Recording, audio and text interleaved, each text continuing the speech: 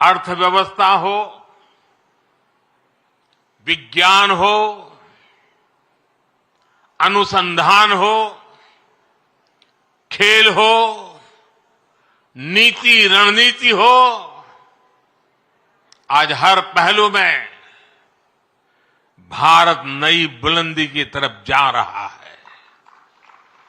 और इसलिए ही मैंने लाल किले से कहा था,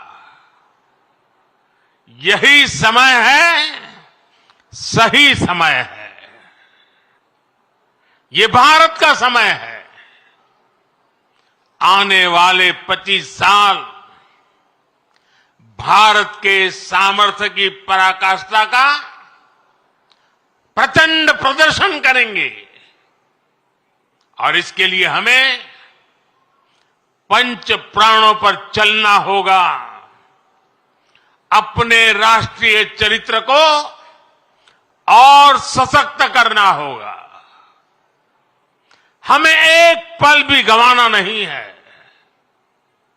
हमें एक पल भी ठहरना नहीं है। गुरुओं ने हमें यही सीख तब भी दी थी और उनकी यही सीख आज भी है। हमें इस मिट्टी की आन बान शान के लिए जीना है। हमें देश को बेहतर बनाने के लिए जीना है। हमें इस महान राष्ट्र की संतान के रूप में देश को विकसित बनाने के लिए जीना है, जुटना है, जूझना है और विजयी होकर के निकलना है। मेरे परिवारजनों, आज भारत उस कालखंड से गुजर रहा है जो युगों युगों में एक बार आता है।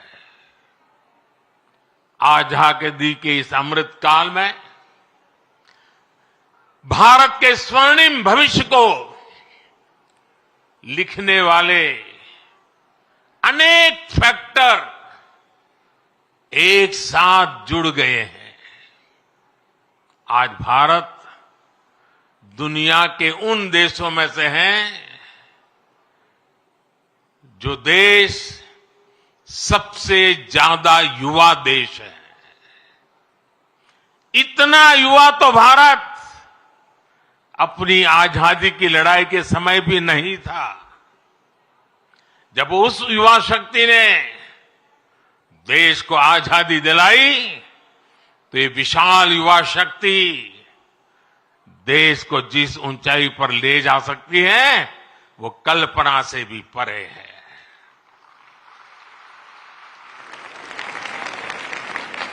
भारत वो देश है जहां नचिकेता जैसा बालक ज्ञान की खोज के लिए धरती आसमान एक कर देता है।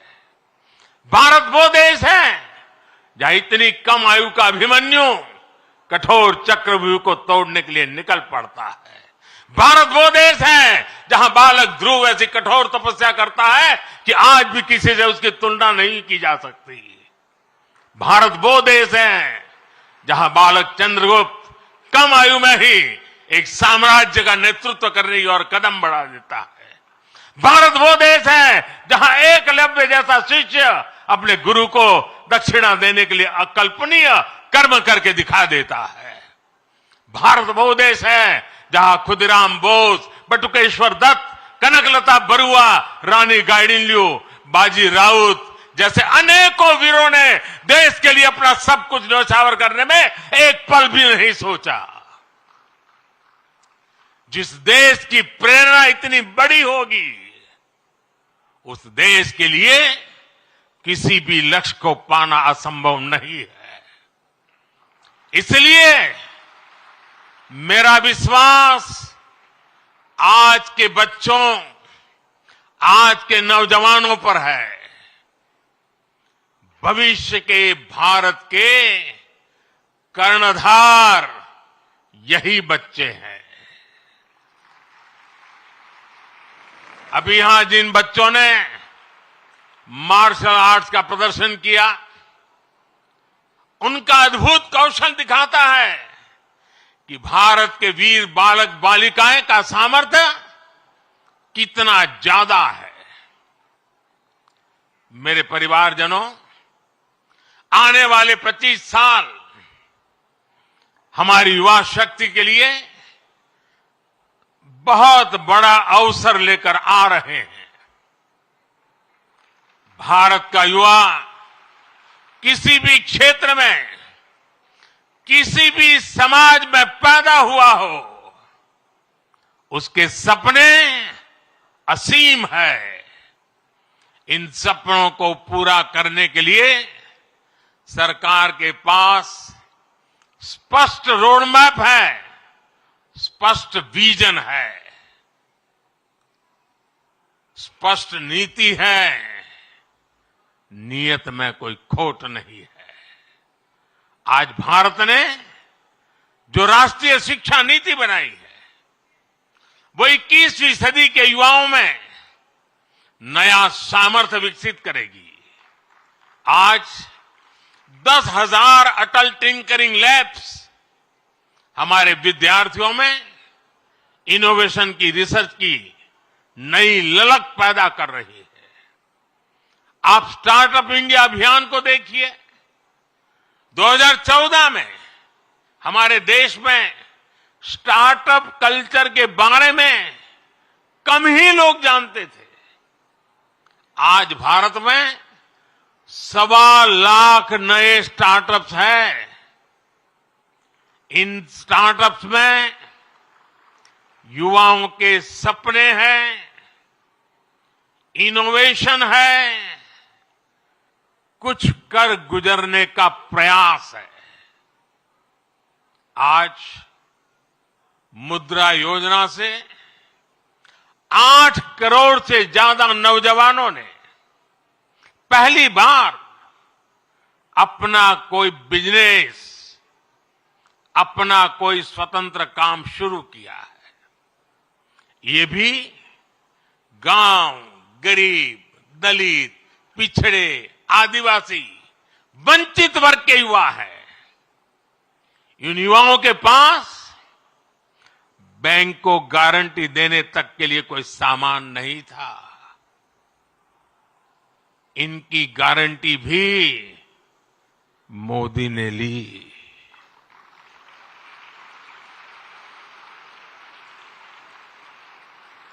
हमारी सरकार इनकी साथी बनी। हमने बैंकों से कहा कि आप भयमुक्त होकर युवाओं को मुद्रा लोन दीजिए। लाखों करोड़ रुपए का मुद्रा लोन, इसे पाकर करोड़ों युवाओं ने आज अपना भाग्य बदल दिया है। साथियों, हमारे खिलाड़ी आज हर इंटरनेशनल इवेंट में नए रिकॉर्ड बना रहे हैं। इसमें से अधिकतर युवा गांवों से, कस्बों से, गरीब और निम्न मध्यम वर्गीय परिवारों से ही है। इनको खेलो इंडिया अभियान से घर के पास ही बेहतर खेल सुविधाएं मिल रही है। पारदर्शी चयन प्रक्रिया और आधुनिक ट्रेनिंग के लिए उचित व्यवस्था मिल रही है। इसलिए गांव गरीब के बेटे बेटी भी तिरंगे की शान बढ़ा रहे हैं। ये दिखाता है कि जब युवा हित को प्राथमिकता मिलती है तो परिणाम कितने शानदार होते हैं। साथियों, आज जब मैं भारत को तीसरे नंबर की अर्थव्यवस्था बनाने की बात करता हूं तो उसके सबसे बड़े लाभार्थी मेरे देश के युवा ही हैं। तीसरे नंबर की आर्थिक ताकत होने का मतलब है बेहतर स्वास्थ्य, बेहतर शिक्षा, तीसरे नंबर की आर्थिक ताकत होने का मतलब है अधिक अवसर, अधिक रोजगार। तीसरे नंबर की आर्थिक ताकत होने का मतलब है quality of life, quality of products. साल 2047 का विकसित भारत कैसा होगा, उस बड़े कैनवास पर बड़ी तस्वीर हमारे युवाओं को ही बनानी है। सरकार एक दोस्त के रूप में, एक साथी के रूप में आपके साथ मजबूती से खड़ी हुई है। विकसित भारत निर्माण के लिए युवाओं के सुझाव और उनके संकल्पों को जोड़ने के लिए एक राष्ट्रव्यापी अभियान चल रहा है। मैं सभी नौजवानों से माय गॉव पर विकसित भारत से जुड़े सुझाव साझा करने का फिर से आग्रह करूंगा। देश की युवा शक्ति को एक ही प्लेटफॉर्म पर लाने के लिए एक और बहुत बड़ा मंच, एक बहुत बड़ी संस्था सरकार ने बनाई है। ये संगठन है, ये मंच है मेरा युवा भारत, यानी माय भारत। ये मंच अब देश की युवा बेटियों और बेटों के लिए एक बहुत बड़ा संगठन बनता जा रहा है। आजकल जो विकसित भारत संकल्प यात्राएं चल रही है, उनके दौरान भी लाखों युवा इस माय भारत प्लेटफॉर्म पर रजिस्टर कर रहे हैं। मैं देश के सभी युवाओं से फिर कहूंगा कि आप माय भारत पर जाकर खुद को जरूर रजिस्टर करें। मेरे परिजनों, आज वीर बाल दिवस पर मैं देश की सभी नौजवानों से, सभी युवाओं से अपने स्वास्थ्य को सर्वोच्च प्राथमिकता देने का आग्रह करूंगा। जब भारत का युवा फिट होगा तो वो अपने जीवन में, अपने कैरियर में भी सुपरहिट होगा। भारत के युवाओं को अपने लिए कुछ नियम अवश्य बनाने चाहिए, उन्हें फॉलो करना चाहिए। जैसे आप दिन में या सप्ताह में कितनी फिजिकल एक्सरसाइज करते हैं, आप सुपर फूड मिलेट्स श्री अन्न के बारे में जानते हैं, लेकिन क्या आपने इस डाइट में शामिल कर रखा है? डिजिटल डिटॉक्स करने पर आप कितना ध्यान देते हैं? आप अपनी मेंटल फिटनेस के लिए क्या करते हैं? क्या आप एक दिन में पर्याप्त नींद लेते हैं या फिर नींद पर उतना ध्यान ही नहीं देते? ऐसे बहुत सारे सवाल हैं जो आज की आधुनिक युवा पीढ़ी के सामने चुनौती बनकर खड़े हैं। एक और बहुत बड़ी समस्या भी है जिस पर एक राष्ट्र के रूप में, एक समाज के रूप में हमें ध्यान देने की जरूरत है। ये समस्या है नशे और ड्रग्स की है। इस समस्या से हमें भारत की युवा शक्ति को बचाना है। इसके लिए सरकारों के साथ साथ परिवार और समाज की शक्ति को भी अपनी भूमिका का विस्तार करना होगा। मैं आज वीर बाल दिवस पर सभी धर्मगुरुओं और सभी सामाजिक संस्थानों से भी आग्रह करूंगा कि देश में ड्रग्स को लेकर एक बड़ा जन आंदोलन हो। एक समर्थ और सशक्त युवा शक्ति के निर्माण के लिए सबका प्रयास आवश्यक है। सबका प्रयास की यही सीख हमें हमारे गुरुओं ने दी है। सबका प्रयास की इसी भावना से भारत विकसित बनेगा। एक बार फिर महान गुरु परंपरा को, शहादत को नया सम्मान, नई ऊंचाई पर पहुंचाने वाले वीर साहिबजादों को श्रद्धापूर्वक नमन करते हुए मेरी वाणी को विराम देता हूं।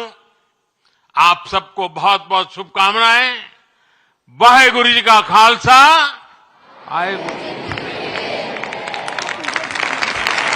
आभार माननीय प्रधानमंत्री महोदय का। साथ ही निवेदन भी, कृपया मंच के मध्य भाग में पधारें क्योंकि मार्च पास्ट की शुरुआत होने जा रही है। हमारे नरेंद्र मोदी को आप सुन रहे थे। आज के दिन उन्होंने देश के युवाओं को कई महत्वपूर्ण संदेश दिए, कई महत्वपूर्ण बातें उनकी तरफ से कही गई और एक बात स्पष्ट कर दी गई कि आने वाला वक्त युवाओं का है और सरकार का विजन और नीति बिल्कुल स्पष्ट है युवाओं के लिए।